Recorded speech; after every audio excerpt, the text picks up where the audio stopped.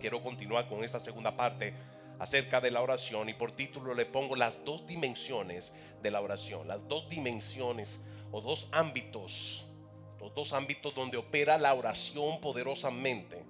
Gente, les enseñé hace 2 semanas atrás de que la oración lo diseñó Dios para nosotros poder accesar a la presencia de Dios, que es de donde viene todo recurso sobrenatural. Fíjate, ese micrófono está prendido. La oración, digan conmigo, la oración. La oración es este medio que Dios diseñó para nosotros poder accesar todo lo que nosotros necesitamos. Así opera Cuba, así opera la iglesia en Cuba, dependiendo de los recursos de Dios y lo que Dios está haciendo en su vida de manera milagrosa. Pregunta: ¿cuántos de ustedes necesitan o han necesitado un milagro en su vida? ¿Cuántos de ustedes pueden decir que han pasado una crisis? Tal vez está pasando por una crisis o ya pasó por una crisis. Levante su mano si usted ha pasado por una situación, una crisis, algo. Dios diseñó, Dios nos creó a nosotros para nosotros tener una relación con Dios, y en esa relación con Dios que nosotros podamos acercarnos a Dios como hijos aquí en la tierra y esperar la manifestación del poder, del milagro de Dios en nuestra vida a través de la oración. Dios diseñó, el plan de Dios siempre ha sido que nosotros podamos tener una relación muy personal con Dios. Una relación, diga conmigo, una relación personal. El Padre Celestial anhela siempre tener comunicación, comunión con nosotros, una relación donde se puede ser un diálogo, donde hablamos con Dios y Dios nos habla. ¿Sabe que Dios habla? Dile a la persona que está a tu lado: Dios habla. Porque Él es nuestro Padre Celestial que siempre anhela comunicarse con nosotros, impartirnos y darnos. Dios siempre anhela hablarnos. ¿Sabe que cuando Dios habla es para transformar tu vida? Es para transformar tu manera de pensar y ver la vida, para que lo puedas ver como Dios te dice y te explica de la vida. Cuando Dios te habla es para romper esquemas en tu mente y que tú le creas a Él como un hijo que tú eres y un Padre Celestial poderoso que Él es en tu vida. ¿Cuántos lo creen? Pues denle un fuerte aplauso al Rey. Esta experiencia en Cuba, la verdad que esta experiencia que tuvimos en todas las dimensiones, le puedo decir que lo que experimentamos, lo que vimos, la manifestación del poder de Dios. Pero le puedo decir, gente, de que la experiencia, lo que vimos, fuimos testigos de ver una iglesia que alaba como ninguna otra que yo he visto, he andado. Hemos nosotros andado como evangelistas y le puedo decir, esa gente alaban, esa gente adoran en la condición física, en la condición económica, política y todo social. Esa gente saben alabar a Dios. ¿Por qué? Tienen una revelación que muy pocos tienen. ¿Cuál es? Esa anótelo. Y es que Dios se manifiesta donde Él es alabado. Dios se manifiesta, su presencia y su poder se manifiesta donde Él es alabado. Por esa razón, siempre que nosotros exaltamos la grandeza de Dios, Dios se manifiesta en esa área. En toda área donde reconoces a Dios, es en esa área donde Dios se manifiesta. En toda área donde tú tomas el tiempo para hacer conciencia de que Dios está presente, ahí Dios se manifiesta. Dios se manifiesta donde Él es alabado. Diga conmigo: Dios se manifiesta donde Él es alabado y donde Él es adorado. La oración, anote esto, la oración y la adoración van juntas. ¿Por qué? Porque la adoración es lo que te prepara el camino para poder entrar a la presencia de Dios. Cuando entras a la presencia de Dios, tiene acceso a hablar con el Padre Celestial, que es lo que significa la oración. La oración es entrar a la presencia, o así lo diseñó Dios, que nosotros podamos aprovechar que como hijo de Dios, ¿cuántos hijos de Dios hay en este lugar? Que usted como hijo de Dios, usted pueda presentarse a Dios. Así lo diseñó Dios, que nosotros, todo lo que nosotros necesitamos aquí en la tierra está en Dios. Y Él tiene todo poder para hacerlo y manifestarlo aquí en la tierra. Dios tiene poder para hacer su voluntad aquí en la tierra. Ese poder y esa voluntad es la que Dios manifiesta en tu vida para traer cambios en toda área que tú necesitas. Eso es un milagro. Un milagro es una intervención, un de repente de Dios. Diga conmigo, un de repente de Dios. Un milagro es un de repente de Dios desde un ámbito invisible que rompe al ámbito físico y rompe las leyes físicas también, porque la diseñó Él, la estableció Él, y Él mismo tiene la autoridad para traer cambios a la ley física y hacer las cosas a su manera. Ese es el Dios que conocemos. Todo esto ocurre a través de la oración. Por eso quiero continuar y quiero que me acompañen pronto al libro de Lucas capítulo 18. Hace 2 semanas estuvimos hablando acerca del Padre Nuestro en Mateo capítulo 6 versículos 9 y 13. Estuve desglosando de versículo del 9 al 13. Mateo capítulo 6 del 9 al 13. Estuve desglosando de cómo el Padre Nuestro es algo que Cristo Cristo nos enseñó. Les enseñó a sus discípulos, pero se lo enseñó para que no sea algo como un rezo, algo que nosotros hagamos de manera repetitiva, sino con propósito, con sentido, con espíritu, con convicción. Digan conmigo, convicción. La oración tiene que ser algo con convicción. Los discípulos le preguntaron a Jesús: Señor, ¿cómo oramos? ¿Por qué? ¿Por qué los discípulos se le preguntaron a Jesús que cómo orar? Y era porque ellos veían, atención aquí todos, ellos veían que Jesús pasaba tiempo con el Padre, y cuando Jesús venía aquí en la tierra, ellos veían que Él predicaba, Él enseñaba, Él sanaba, liberaba y hacía muchos milagros. Atención acá, Jesús hacía, digan conmigo, Jesús hacía muchos milagros. Pero ellos, algo que impactaba a los discípulos era que ellos veían que cuando Jesús se apartaba y pasaba tiempo con el Padre Celestial, Él venía, regresaba aquí en la tierra, predicaba, enseñaba y hacía muchos milagros aquí en la tierra. Hacía muchos milagros. ¿De acuerdo a las promesas de Dios para la humanidad? Todas esas promesas, milagros todavía están disponibles. Todo esto viene de Dios, esto procede de Dios. Veamos lo que dice Mateo capítulo 6 del 9 al 13. Estuve desglosando 6 puntos importantes del Padre Nuestro. Y es esto, la primera parte es reconocer que tu Padre está en el cielo, que el Dios que es nuestro Padre Celestial, diga conmigo, Él es mi Padre Celestial. Él se encuentra en el cielo, reconociendo tú que Él siempre está presente, pero que Él está entronado, Él es el Dios Todopoderoso. La segunda parte es donde dice entonces: santificado sea tu nombre. El nombre de Jesús es el nombre que adoramos. Nombre representa características, representa esencia. Todo esto lo enseñé. Si quiere ver más de esto, lo puede ver en nuestro canal. Hace 2 semanas atrás subió. Pero el nombre de una persona dice de la persona. Así en todo lo que, por ejemplo, aquí en los Estados Unidos, igualmente también el sistema del gobierno tiene su nombre, tiene su Social Security, dice de usted, habla de su antecedente. El nombre en aquel entonces también así lo estableció Dios. Cuando reconoces a Dios en la oración, cuando entras en oración, gente, es muy importante entender esto. ¿Por qué? Porque muchas veces entramos en oración y se nos acaba el repertorio, o no sabemos cómo orar en orden. O yo soy el único que nos pasa eso. Gente, eso nos pasa todo. Entramos en oración. ¿O cuánto pueden decir, pastor, yo quisiera saber cómo orar más organizado, más estructurado? Pues ese es el medio que lo estableció Jesús. Este Padre Nuestro no lo estableció Jesús. Atención, este Padre Nuestro no lo estableció Jesús de manera que lo hagamos de manera repetitiva, like a magic wand, que uno ¡pum! Y ya se hizo el milagro. No, dile que está a tu lado, no. Cada punto tiene su sentido, tiene su revelación, tiene su llave. Las llaves son acceso de Dios que te dan a ti cuando tienes revelación. Entonces, cuando entras al Padre Nuestro, y en cada punto: Padre Nuestro que estás en el cielo, santificado sea tu nombre. Ora en el nombre de Jesús. ¿Por qué? Porque el nombre, Jesús fue el que te dio acceso, porque fue Jesús que, pagando el precio del pecado, te reconcilió con el Padre. Nos reconcilió con el Padre Jesús por lo que Él hizo en la cruz. Y esa reconciliación es lo que nos da entonces el derecho de venir a la presencia de Dios y orar en el nombre de Jesús. En otra palabra, en el nombre, digan conmigo, en el nombre de Jesús.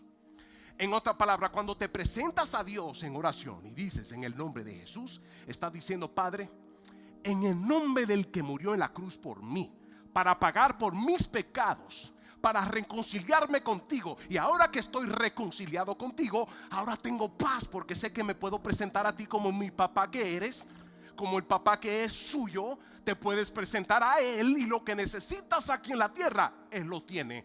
Las imposibilidades que tienes en la tierra, las imposibilidades que estás enfrentando aquí en la tierra, el acceso, el rompimiento a eso, el milagro se encuentra de la presencia de Dios, tu Padre Celestial, que está esperando que tú vayas a Él y se lo pida. ¿Cuánto dicen amén a eso?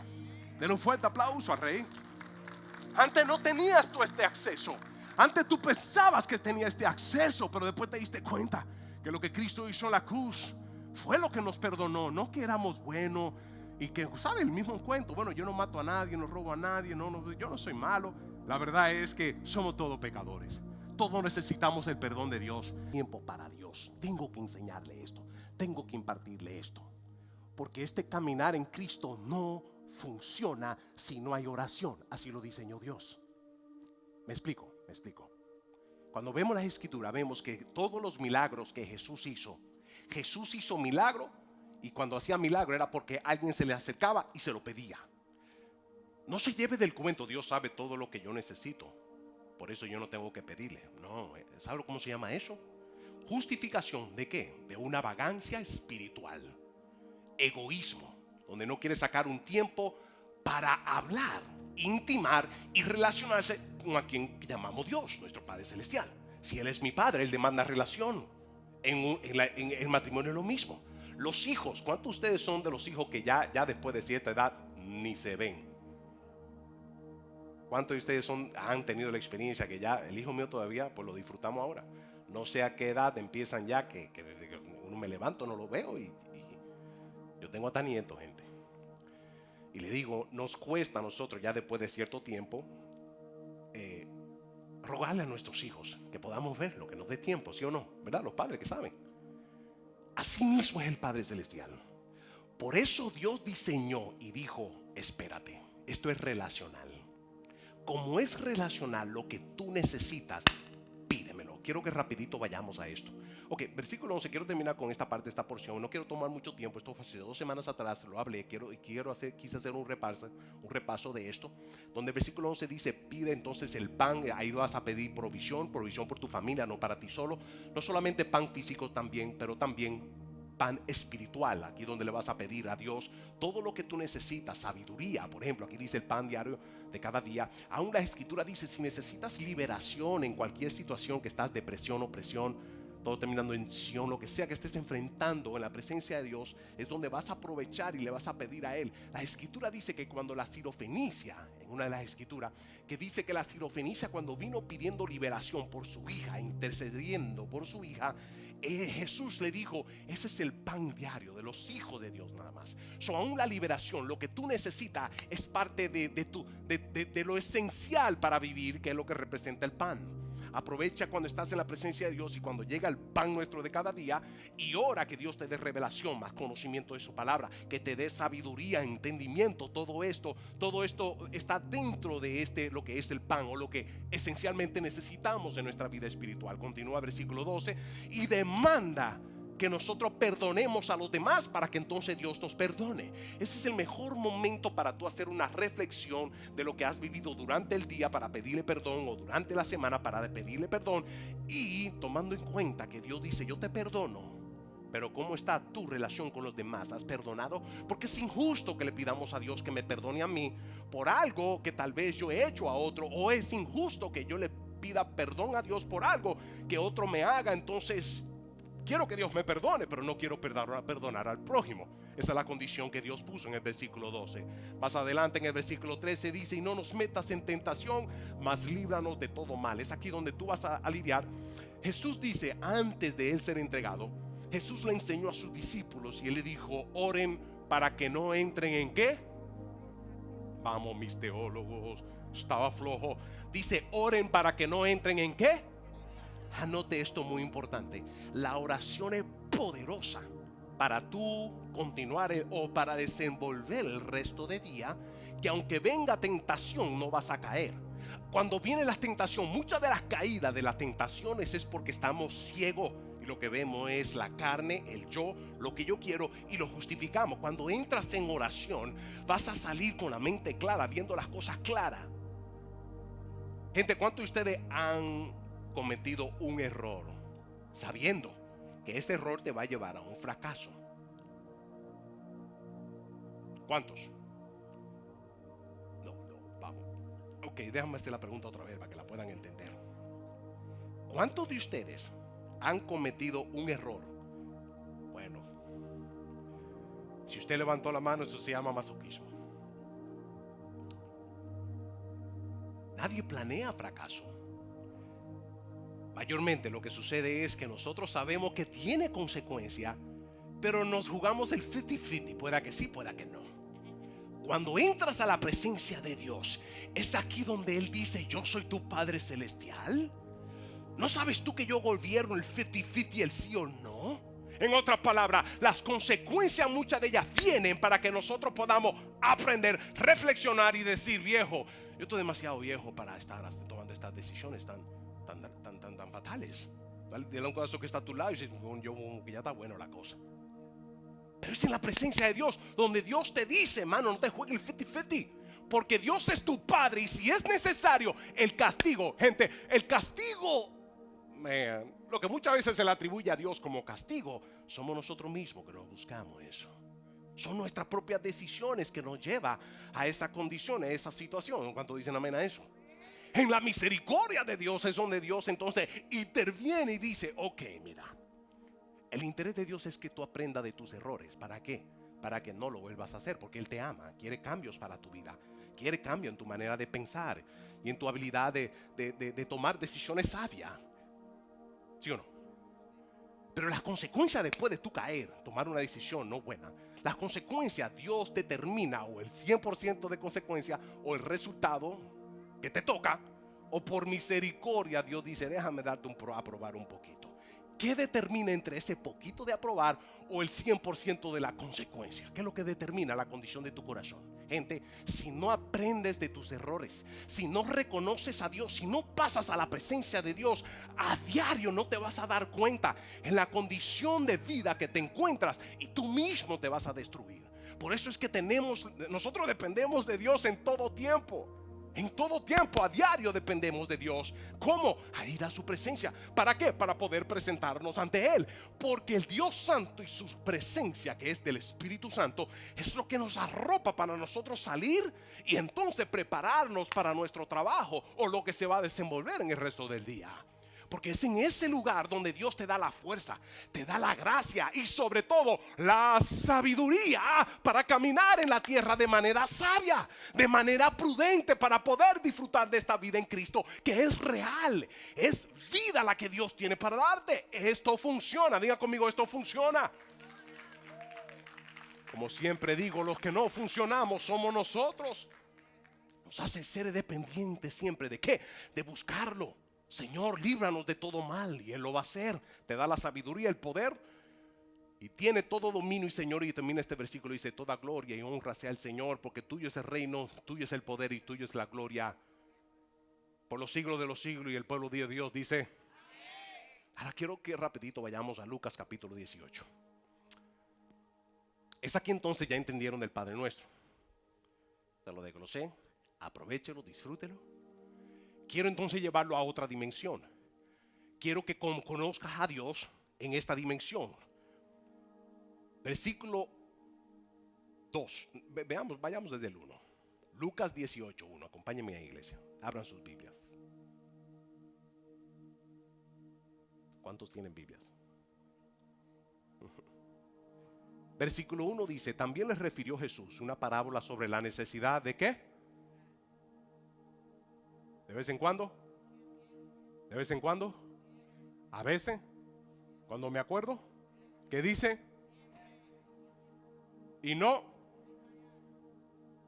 Es el punto. La oración de orar siempre y no desmayar. Continúa. Persistencia, persistencia. ¿Qué necesitas? ¿Qué cambio necesitas en tu vida? ¿Qué cambio? Cambio exterior, cambio interior. Dios siempre empieza por el interior primero y después cambia el exterior. ¿Por qué el interior primero? Porque si cambia el exterior sin cambiar el interior, lo más probable es que lo exterior se va a repetir otra vez. Nosotros somos parte de lo que se realiza en nuestra vida. ¿Sabía eso? Todos nosotros somos parte. Usted es parte de lo que se realiza en su vida. No se queje mucho por las circunstancias alrededor. Usted es parte que contribuye a circunstancias alrededor. Lo repito, no se queje mucho. Una persona que se queja mucho es una persona que no reconoce su condición, que aunque sea un porcentaje aportó a su situación de la cual se está quejando. Entonces dice, no me da eso. Ahí van los codazos. Si le vas a dar un codazo a la persona que está a tu lado, dile, me están hablando a mí. No le digas te están hablando a ti, no dice, me están hablando a mí.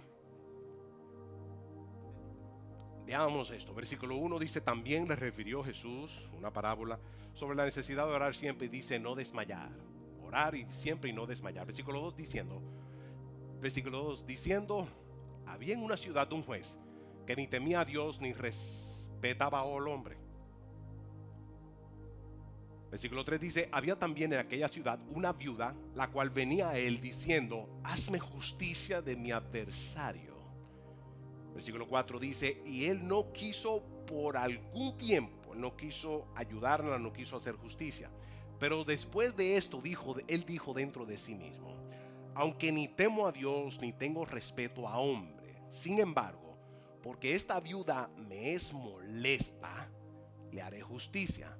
No sea que viniendo de continuo me agote la paciencia. Quiero tomar pausa ahí. Acuérdense que esto consiste en orar. ¿Cómo? ¿Orar qué? ¿Y qué más? Orar y no. Orar y no. Esto lo está enseñando Jesús. Esto lo está enseñando Jesús. La iglesia necesita entender esto para que puedas disfrutar de la vida abundante que Cristo tiene para darte. Es muy importante que conozcas esto, porque puedes entonces en la vida ser cristiano, no orar, no honrar y pasar tiempo o no dedicarle tiempo a Dios y pensar como que este caminar en Cristo como que no funciona, o que este caminar en Cristo no es lo que se habla, o tal vez lo que usted esperaba. Pero le puedo decir esto, yo personalmente, todo lo que yo he necesitado, que en mi propia fuerza no he podido resolver, toda intervención de milagro aquí en la tierra se ha llevado a cabo en mi vida a través de la oración.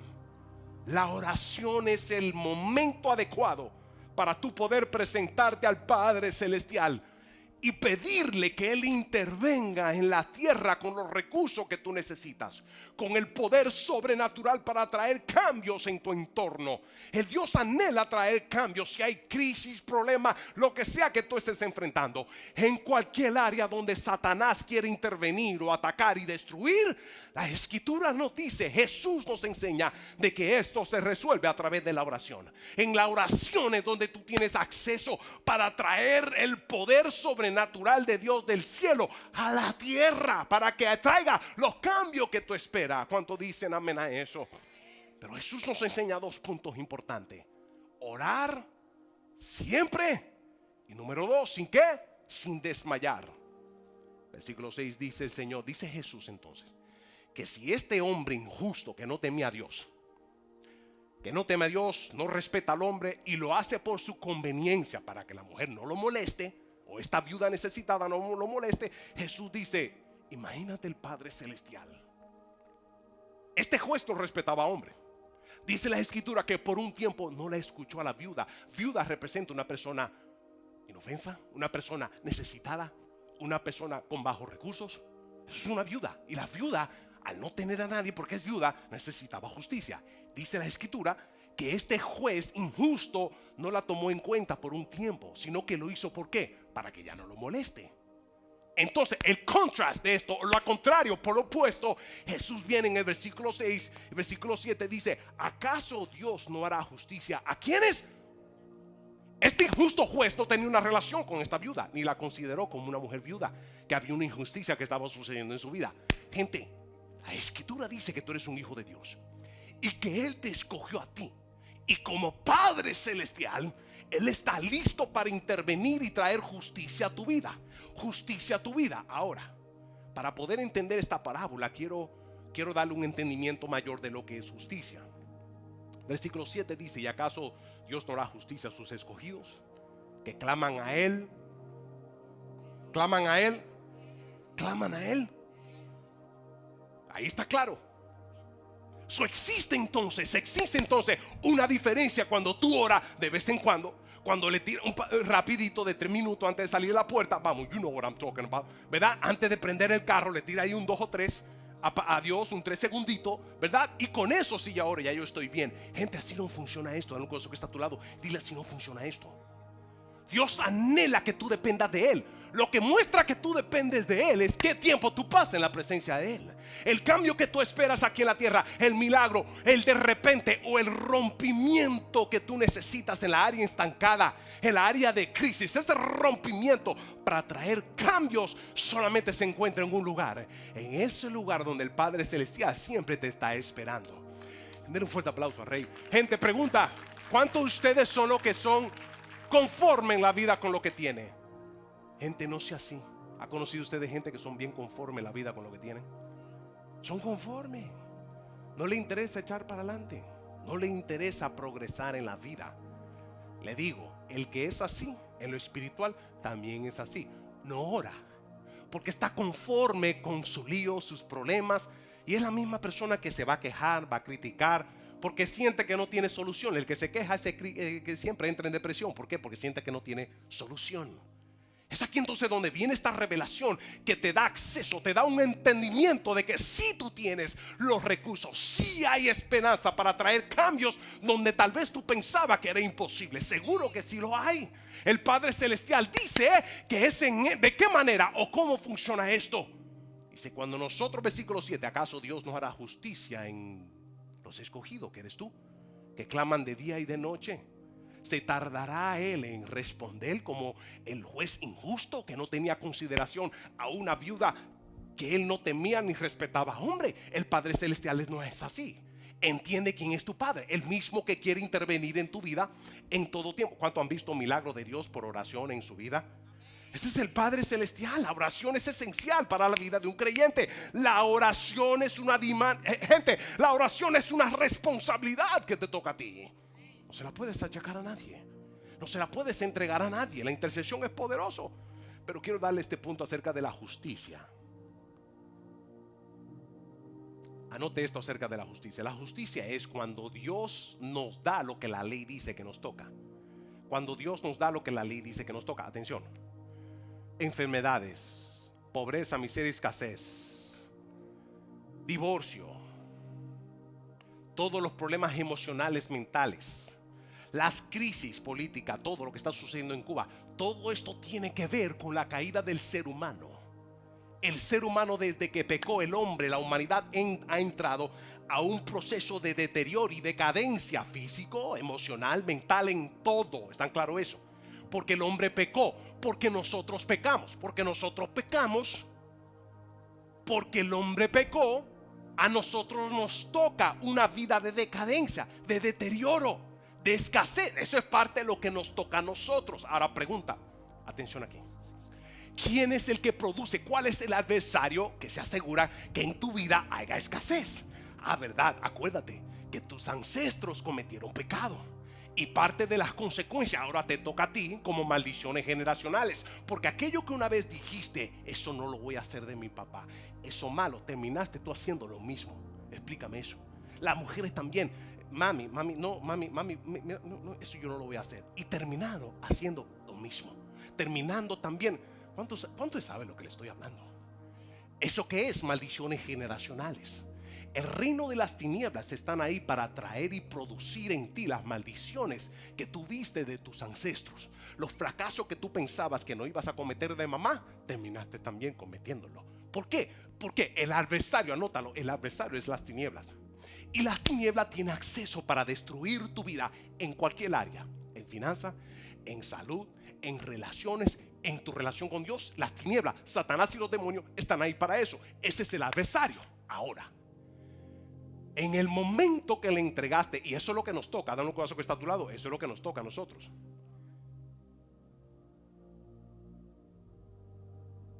¿Cuántos de ustedes pueden decir: pastor, yo soy tan santo que me están saliendo casi alas? ¿Se atreve alguien a levantar la mano?